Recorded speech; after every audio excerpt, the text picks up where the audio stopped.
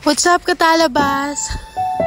Eto na ang part 2 ng ating vlog number 1. Bago ang lahat, kwentuhan muna tayo ng konti. So yun nga, sabi ni client, yung anak ni sir, etong susurprise natin, sabi niya i-prank daw si tatay na may babayaran mo na siyang 10K. Kaya lang, nung sinabi ko na kay tatay na may babayaran silang 10,000 pesos, natahimik si sir. Na-comment siya. Hindi na nadugtungan. So, hindi ko na masyadong pina-extreme yung prank. Kasi baka mamaya, syempre matanda na sila, di ba? Mamaya, mapasama pa or alam mo yun, iba yung maging dating sa kanila pag sinabi kong kailangan nilang bayaran, ipilit na bayaran. So, ayun siya. Kita naman sa mga mukha nila nanay and tatay na happy sila. Kasi si nanay and tatay, magkasunod yung birthday nila. So, ang ginawa ni sir, minsan na lang. Ito na ang ating prankster na si Dio. Siyang magsasabi kay tatay na kailangan may bayaran na 10,000. Opo. Ito. May babayaran daw pong kwan. 10,000. Naku. Victor ka lang, sir. Deliver.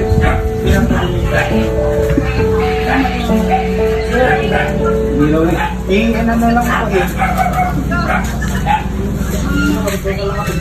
Pa-check mo na lang. Pa-check na lang.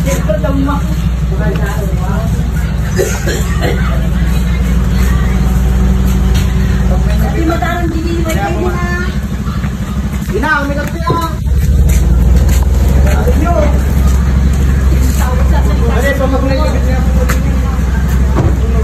Number pala kami niya eh. Taruran nyo, Bet. Medyo pa mo lang dito kunti. Napasulang.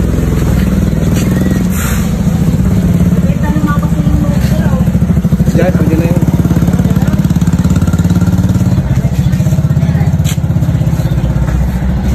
Ilang sine, nakalubranin nyo. Ang gingi lang dyan eh.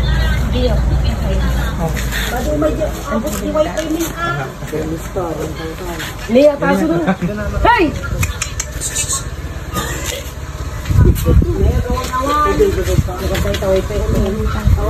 Bale, may babayaran pong 10K po. Para, bago ibaba yung mga sa Shopee po. Okay. Po.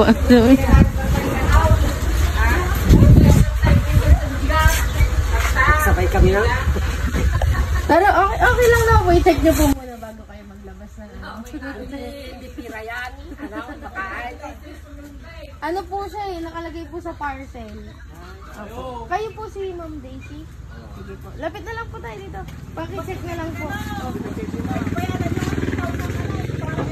Baka nung pirang 10,000 kayo. Ay, wala pa po. Sige po, i-check nyo na lang po. Happy birthday! Happy birthday po. Makabot.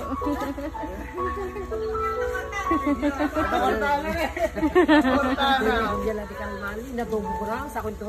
Si Tanda. Dito po tayo na. Dala po kayo ni Tatay. Para sa inyo. Gatang di bakas.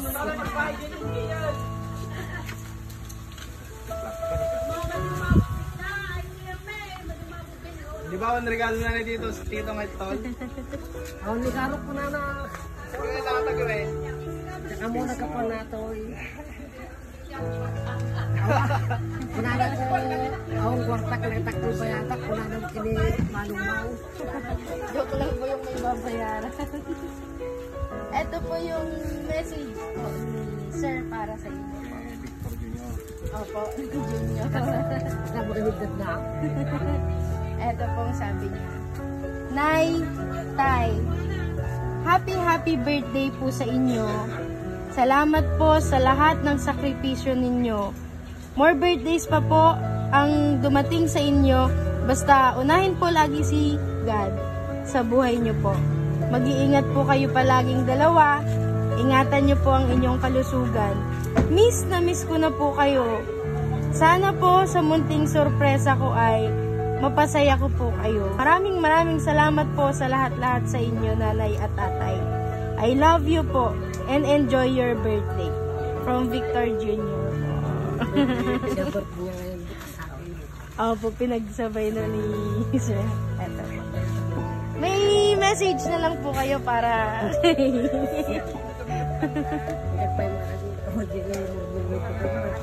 Magpapasalamat na lang po ako sa Panginoon, unang-una sa Panginoon, dahil nakarating pa ako sa taon na ito, at yun ang malaking pinapasalamat ko sa Panginoon. At salamat din marami sa anak ko, dahil Kayo po, Nay, ano po ang inyong masasabi? Dalawa po kayo para sa inyo pong dalawa. Salamat po anak ko kung bigyan mo kami ng pang-birthday namin. Yan na lang. Thank you. Thank you. Happy birthday po. Thank you.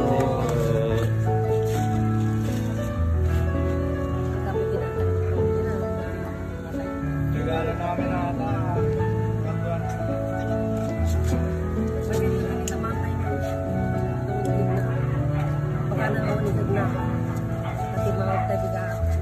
Para sa inyo pong dalawa. Wish po muna kayo. Namiss ko. Sana ako makapag-buhay ko. Sa ganun, marami pang taon na darating. Maraming salamat sa lahat. Live ko wala magbuya na. Naibigay.